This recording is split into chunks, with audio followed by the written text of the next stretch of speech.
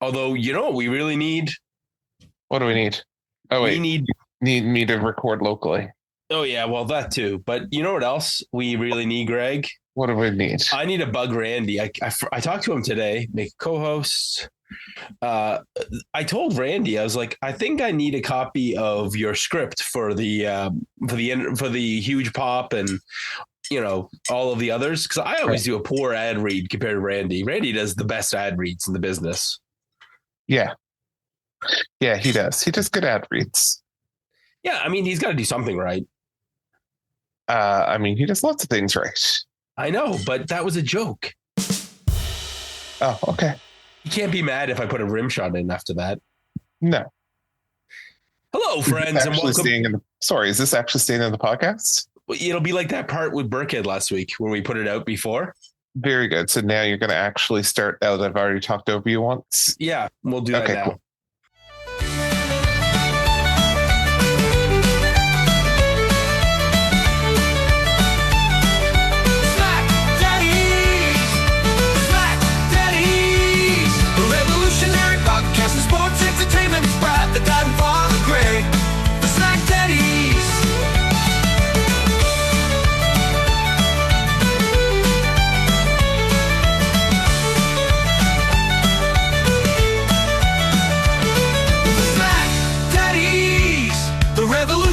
Podcast and sports entertainment is Brad, the dad and father Greg, the SmackDaddies.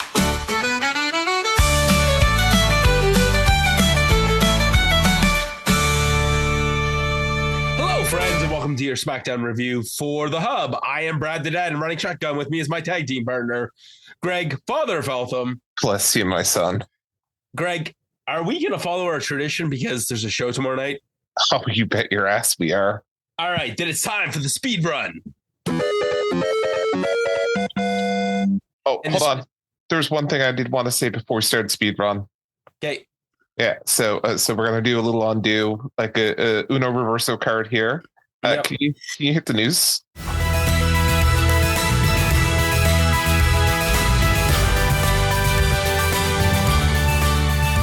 Brad, we have a tradition on this show. And you know what tradition I'm talking about before I even get the words out. Oh, we have a new dad. Well, I mean, he's returning to the club, but we have a returning dad announcement. Oh, I know exactly what you're talking about. This is why he hasn't been on Raw for weeks. Exactly. Dragon Lee has announced the arrival of their second daughter. Him and his wife Lupita have announced the arrival of their second daughter on Thursday evening. No name's been disclosed as of this point, but congratulations to Dragon Lee, and hope you and the family are doing well. And welcome back to the Daddy Club. Yes. Do you know what they call the person who tries a third time to have a son? I am scared to answer that question. The proud father of 3 daughters. See, I get myself trying that. Well, listen, it's the facts. Like I can't tell you how many friends I have. So, friend of the show, my buddy Jared Francis, who filled in a couple of times for you. His brother has 6 kids, and maybe 7 on the way, if I'm remembering the story correctly. But a lot of kids. First one's name is Joseph. Does he have any brothers? Nope. And that's the running joke. Jared's like, one of these days, my nephew's going to show up on my doorstep with his suitcase saying, Auntie Laura, Uncle Jared, I live with you now. I'm done with the girls. At some point, like, they just end up buying like a mini school bus or something to cart the kids around in, right? Yeah, you have like a van. No, you don't need, like, a van is too small. Yeah, it's like this episode of SmackDown. It's supersized. All right, now stand. Oh wait, well, I'm going to do this one. This is your SmackDown synopsis.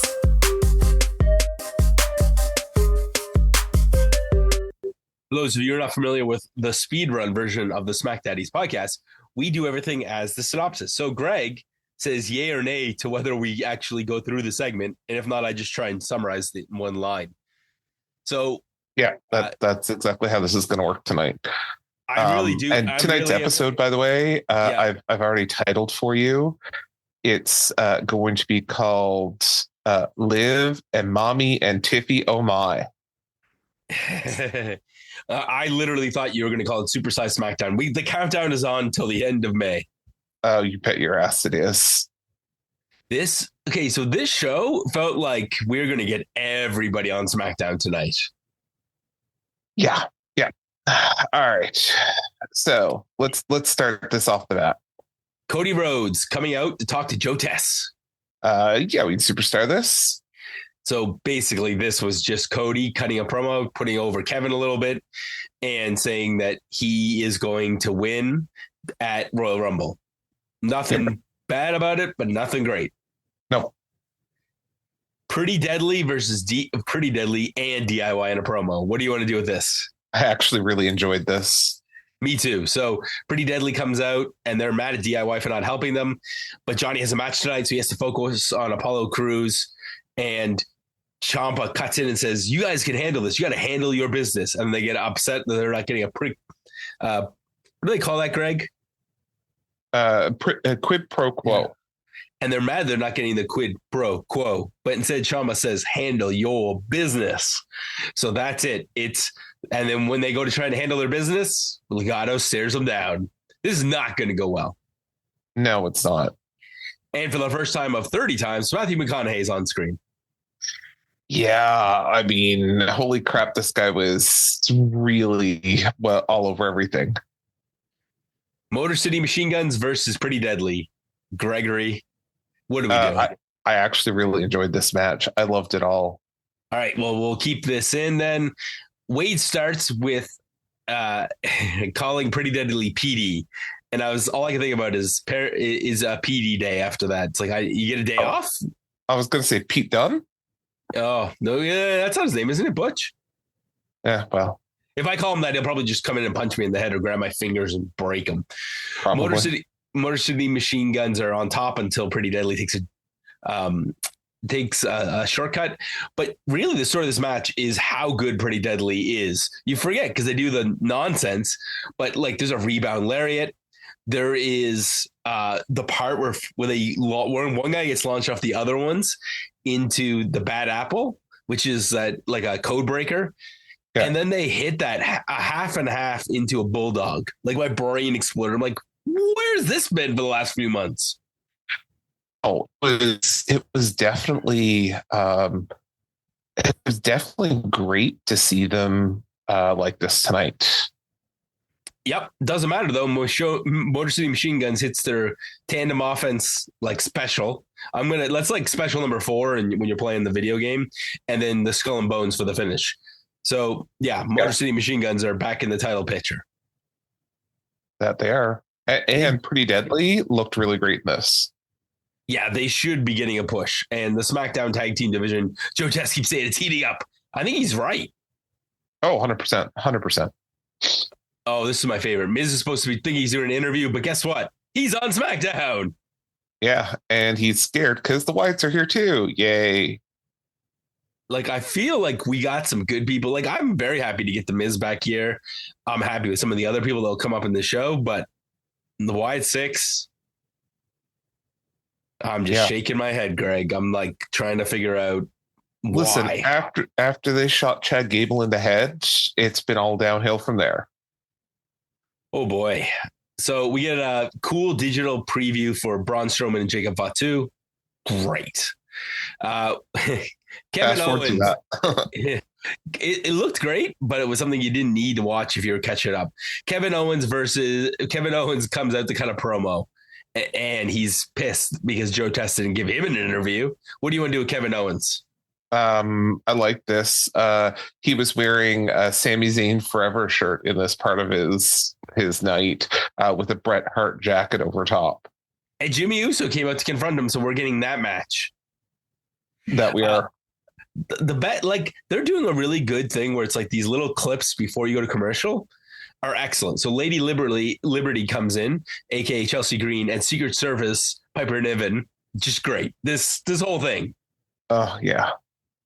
except that apparently Carmelo Hayes wants a match with Jimmy, but Jimmy's already got a match. So he's going to wrestle somebody from the transfer window. And Carmelo Hayes is not a moron. He's like, you're not playing me twice, all this. I want to see who I'm fighting. Yeah, that's fair. BFAB versus Meechin and Piper. BFAB, Meechin versus Piper and Chelsea. What do we want to do with this, Greg? I got to cut this.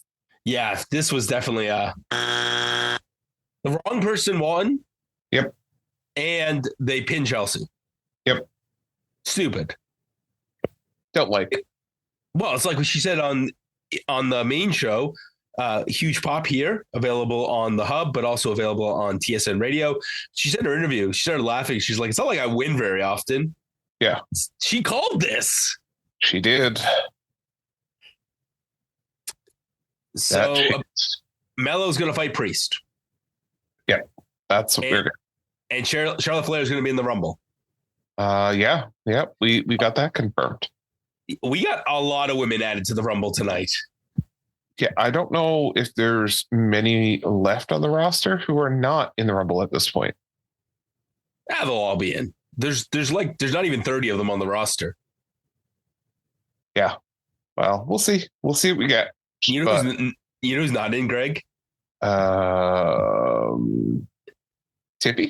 Tiffy. That's right, because she's our champion, our favorite. Tiffy says 30 people are going to fight to have a match with her, and whoever wins is going to realize that it's Tiffy time. Out comes Rhea Ripley. She says, hey, listen, it might be me. And then at this point, did your head start to explode that you got Tiffy and Mami on TV at the same time? I started watching Twitter. There was some great, like some of the stuff from Wicked, where one was the Wicked Witch of the West, and one was the like, this is great. This is everything I want. But it didn't stop there, because Tiffy time gets interrupted again by Nia Jax. Nia's in the Rumble. I'm assuming Candice is in. I guess. Nia 100% got the Dom treatment here with she couldn't get a word out with it being booed. Well, and the great part about it was she said something that I've thought about for a long time. Why not win one title and then go into the Rumble and win the other one? 100% you could do it. So that's what she's going to do. Naomi and Bianca both are going to be in the Rumble, and if one can't win, the other one will. Yeah. I swung my arms like, golly gee, this is one of you's going heel. And Liv and Raquel are out, and Liv's going to be in the Rumble, and Raquel's going to protect her. Golly gee. Yeah. And then Teddy Long appears. Holla, holla, holla. Except that for some reason, Tiffy's not in this match, and neither is Raquel Rodriguez. So we get a 6-woman tag, playa. Right. Do we actually care about Naomi, Bianca, Rhea versus Liv Morgan, Nia Jax, and Candice LeRae? The match is really good, but yeah, I mean, we've got to keep it here just basically for social media. Yeah, just for the all the jiggling and the butts and the in the commercial, Nia Jax. For those of you who are watching this is our social media clip right now. Nia Jax crotch chopping as I'm talking about her crotch chopping. Really? She wins. Yeah, she crotch chopped in this match. Oh dear God, I missed that. It cracked me up. So this match, there was lots of, like, Liv Morgan was there, so you got some of that stuff. Eddie Guerrero suplexes, she got booed. Candice LeRae, like, they isolated Naomi forever. Finally, there's a tag in.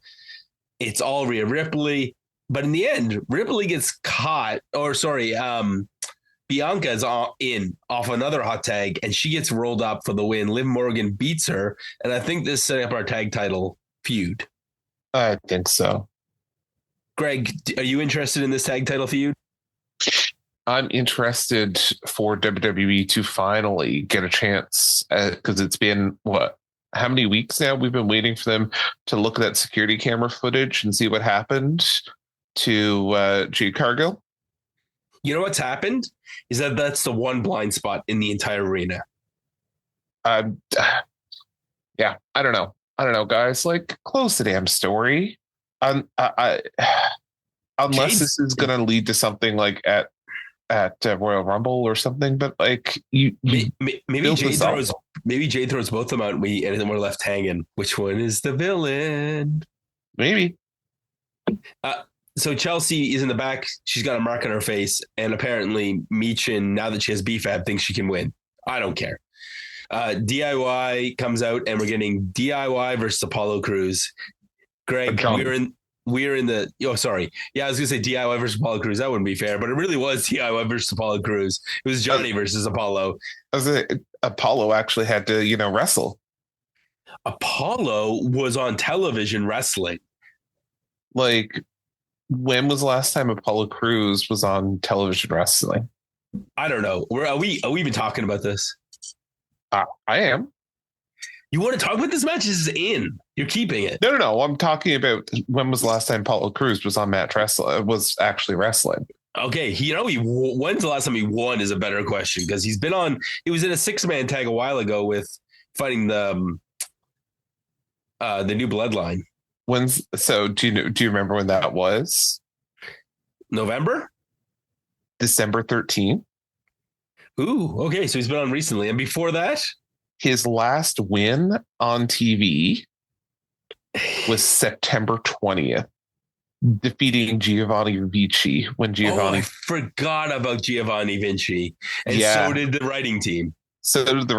But since then, he's had 2, 4, 5 dark appearances, plus that bloodline defeating Andrade, Apollo, and LA Knight. So he's got one win in 2025. He's you know what? Got one match in 2025, which, I mean, we were all shocked to even see. I think he has more wins than Carmelo Hayes. That doesn't take much. Because I think Carmelo's win against Braun is in the Christmas season, so I don't think it counts. Gosh. Yeah. Okay. So Jacob Fatu, walk and talk. Godzilla versus King Kong. He's both, and he's going to take him out. And the other killer is going to come out. Tama Tonga is whatever that weird thing he does with his lips. It was awesome. They had a great promo. LA Knight comes out. He grabs the mic, calls them dummies, and says that he did everything last week knowing he get beat up, but he just wanted a piece. And tonight he's going to beat up Tama Tonga, drop him with a BFT while everybody's saying LA Knight. Yeah. Greg, what are we doing with this match? What are we going to do with this match? Yeah, I didn't need this. This one definitely was. So it's not that it was bad. Actually, I think the match was quite good. It just this was time filler. This is the difference between a 2-hour and a 3-hour SmackDown. 100%. We need 5 or 6 singles matches here. Yeah. So, anyways, the BFT gets hit. He wins, but Jacob Fatu beats him down. Is about to take him out on the announce table, and Strowman comes down for the save. Tama Tonga tries to stop this from happening. Jacob gets knocked back out, and this time Tama Tonga gets his arms around Jacob's like, no. Save it for Saturday night's main event. So, legit question, or legit thing I got to tell you here. So, Braun Strowman, do you remember what's written on his shirt? Get these hands. No.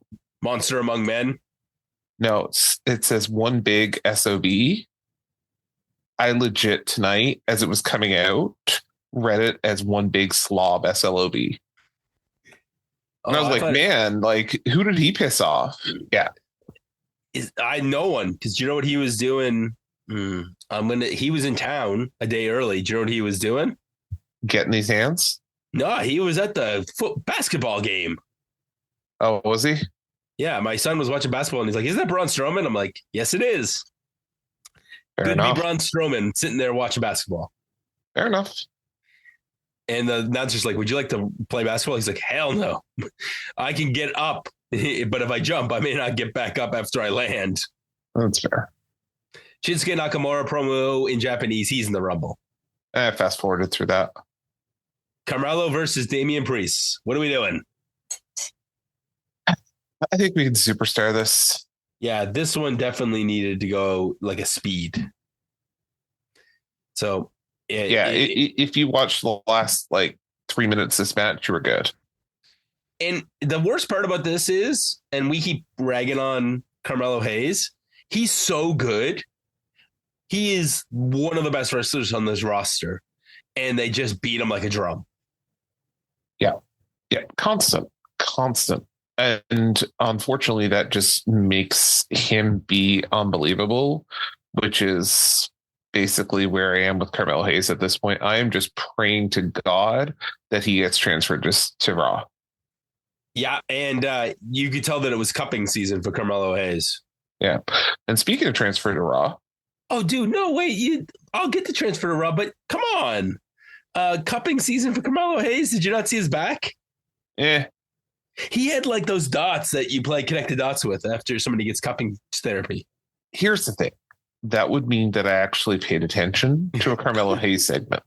Gosh darn it. All right. SmackDown rundown. And then in the SmackDown rundown is going on. We did skip over this before the Carmelo match was A-Town Down Under with the Miz. Miz is going to put them in the Marine. They're very excited, except that they're transferred to Raw. Yeah, Great. That's where I was going. So, yeah, well, and then Miz tries to get Andrade and he needs a mentor. Andrade says, great idea. And my heart skipped a beat when he left because I realized, do you know who's back on the show next week? Well, the week after? Charlotte. Yeah. Andrade needs a mentor. And his father-in-law is apparently in the doghouse at AEW. Maybe he doesn't even have a contract. Yeah, I think that's all over with and said and done. Oh my God. It's like, let's see which bad behaving legend can we find? Yeah. Like, let's take Hogan. Let's do, let's get Flair. You know what? At this point, they might as well sign Tessa Blanchard and just get it over with. And they also announced, or Nick Aldis announced that it's Motor City Machine Guns and DIY is a 2 out of 3 falls match next week, which will be great. And it's a great match for that. Although it means that another PLE is coming and going and no tag title match on it. That's all right. Oh, and Jimmy and Carmelo are going to fight next week. So Carmelo jumps him before his match with Kevin Owens, which is there's one very important thing we haven't talked about yet.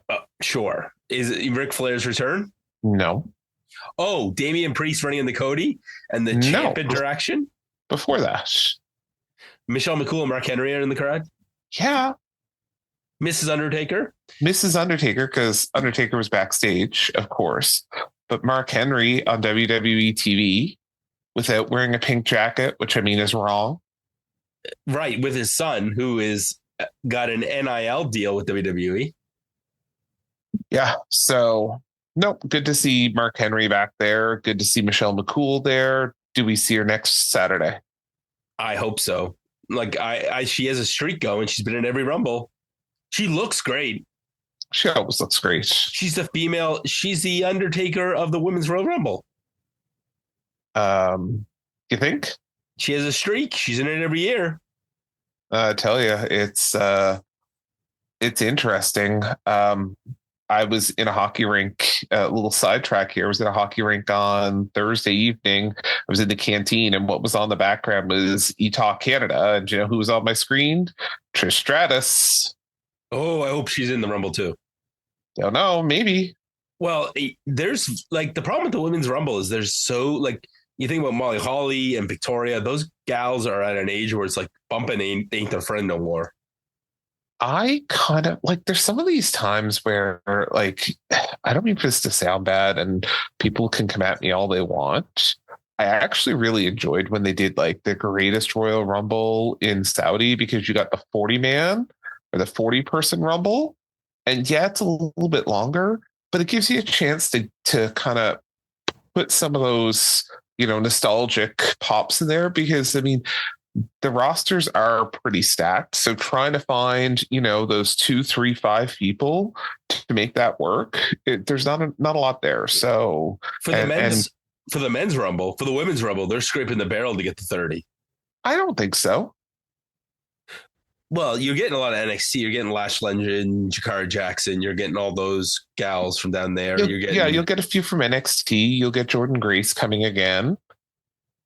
And probably going right to the main roster. Yeah. I mean, Becky, maybe, Charlotte. Jade's return. Like, they do have a roster. You're right. For the Women's Rumble, but the Women's Rumble does still have space for a legend or two, maybe three. But the Men's Rumble, looking at the people that aren't going to be in this thing, like, neither of the members of DIY are going to be in there. You're not going to have like guys like Pretty Deadly or any of the tag guys, really. None of them are going to be in there. And you're just looking around. You're like, wow, Braun's probably going to be in there. LA Knight's going to be in there, but they're afterthoughts in a sea of stars. Yeah. Well, like, other than Sammy, I think everybody that's in the Rumble has either been a former world champion or won a Rumble. Yeah. Well, I'll tell you right now, there are 36 women between Raw and SmackDown on the roster. Right. Oh, wow. That is surprising. And I wonder if all of them are cleared to wrestle, though, right now. Well, they're not, right? Yeah, some of them definitely are not. But yeah, there's 36 women between that. And then when you throw in, 4 or 5, maybe up from NXT and a few surprises and stuff, I mean, that'll fill up pretty quick. Right. And the men's one's worse. I'm not disagreeing with you, Greg. I'm just saying the men's one. Actually, I'm disagreeing with you. I think there could be, but the men's one's 10 times worse because you're going to add in Joe Henry and probably Obafemi from NXT because he should be in this Rumble and have one big impressive elimination, maybe Braun Strowman. Yeah. So yeah, I'm with you. I think for both Rumbles, there's a case to be made for 40 for sure. The men's should be 40 5 years ago. Yeah. All right. Let's talk main event.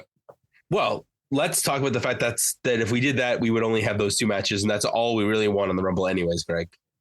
It's fair. Main event. Speaking of main event, it's the main event, but not main event. It's the other Uso, Jimmy Uso versus Kevin Owens. What are we doing with this match? Well, I think we keep this. I think I liked it all. But I think what I liked the most about this match is Kevin Owens' ring attire. Yes. He's beating up Jimmy Uso while wearing his wife's shirt. Like, how great is Kevin Owens? The part that made him so great, and I think we're finally getting to see it, and I don't know if people like realized it before, picture in picture. Because of Netflix, we those of us in Canada on the international feed, we're seeing stuff during the match. During the commercial, he is just chewing people out. Like he was fantastic. Yeah. Yeah. And they had a great, compelling match that ended with Kevin Owens almost got beat. Jimmy ends up getting his knees up after having his arm worked on for 3/4 of the match off of a swanton by Kevin. Kevin gets beat up a little bit. There's an exchange of super kicks, but eventually Kevin takes advantage because Jimmy's arm gives out and there's a pop-up powerbomb for the win. He's going to pile drive him on the table like he did Ray last week, or like he threatened to do to Ray, and Cody Rhodes comes down, and Greg, the fight's on. That's the end of the show.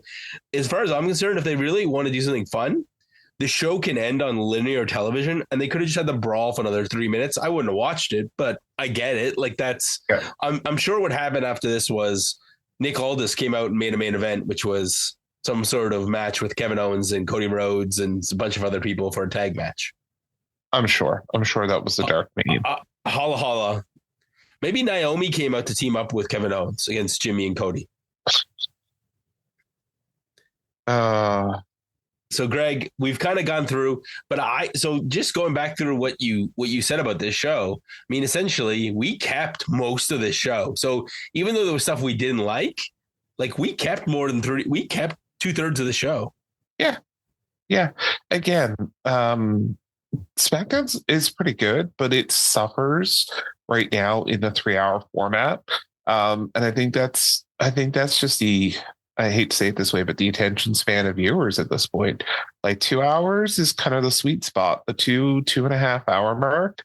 But having to fill 3 hours of TV, yeah, it's not certainly where I want to be. So, well, I would say to you, it's the problem with being on linear TV, where Netflix, like you could feel it the last couple of weeks when they got to like. So has one of the Netflix shows even been close to 3 hours since the first one? No, I don't think so. And the problem, and so this I think will fix itself. I think once this show goes back to 2 hours after my birthday, which is my birthday present this year, Hopefully. Well, yeah, it's the 4 birthday. So that's the present. Triple H, hear me now. This is all I wanted for my birthday is a 2 hours of SmackDown. Because 2 hours. All I want for my birthday is a 2-hour SmackDown. Yep. And yeah, well, with the rest of it, I don't want to say on a podcast, but that's okay. Right. Like Gregory, we are lucky to be on the hub because there are some fantastic shows here on the network. Okay, before we do that, though, do you want to go through Saturday night's main event? Oh, I guess we should go through that because speaking of good shows on the network, Sunday night's main event is going to be covering Saturday night's main event afterwards. And do you want to do our usual game where we pick matches? Because are there 4 or is there just 2? It's a 4-match card with the title, with the contract signing. Yeah, where we get the match between where we get Cody and Shawn Michaels and Kevin Owens all in the same ring. Yeah. So is this Saturday night's main event 2?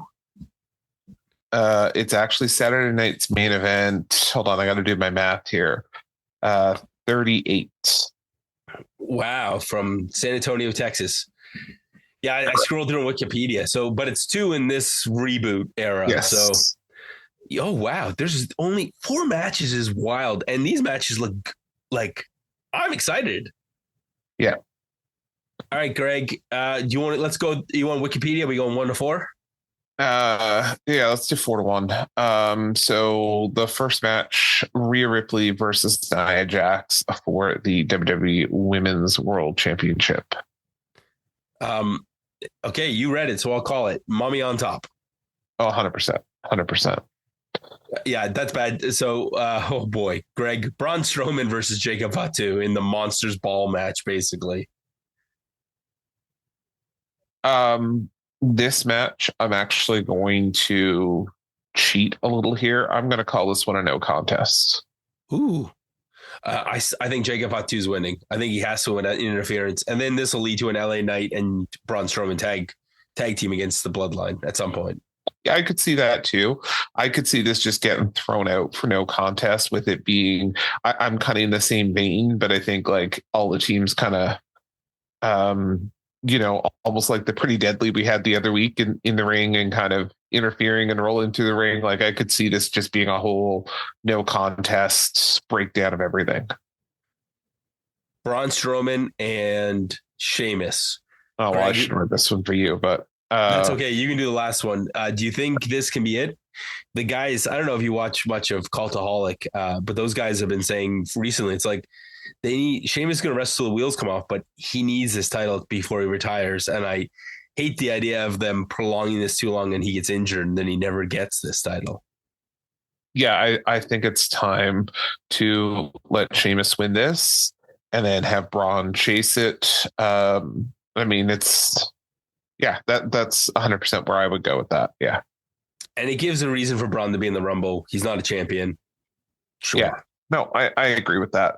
And then the I guess main event match, depending on where they put the contract signing, the Ring General Gunther versus Jey Uso for the World Heavyweight Championship. Main event, Jey Uso. Yeet.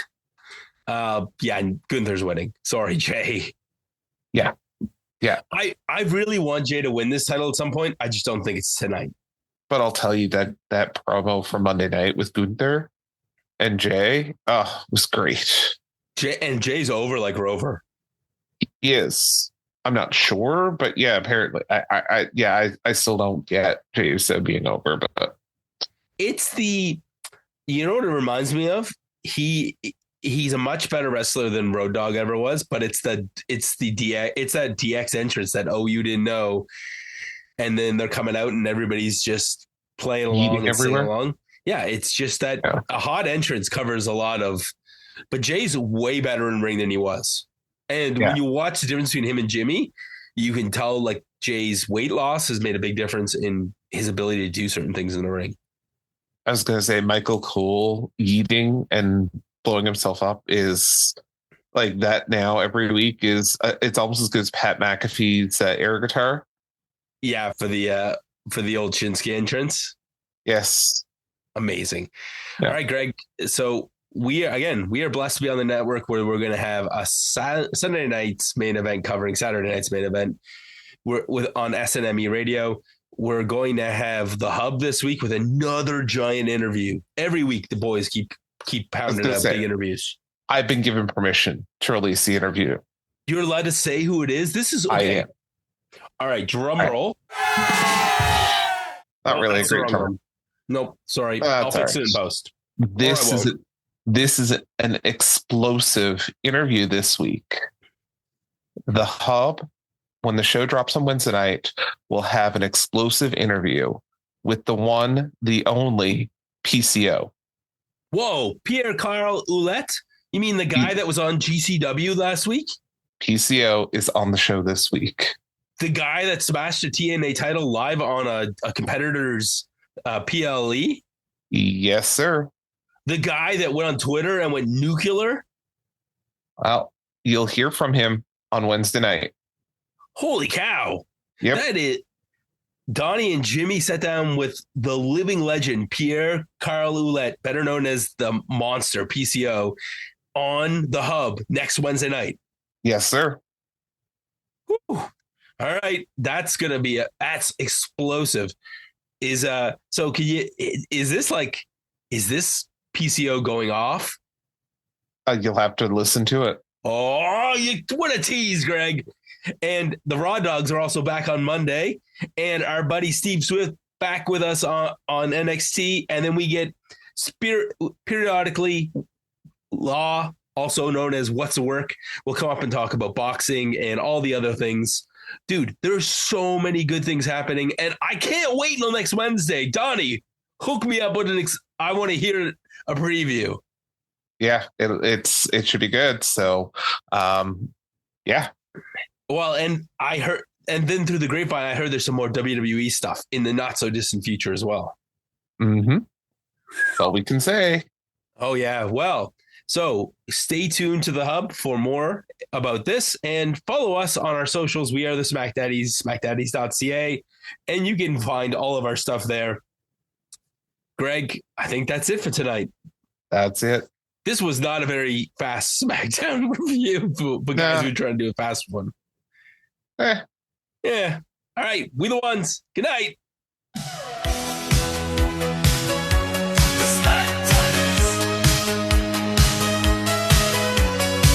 The revolutionary podcast in sports entertainment. Father Greg and Brad, the dad bless you all, the lovely tales. A Friday night, SmackDown and beyond. Go to the outer limits of your mind with the SmackDaddies.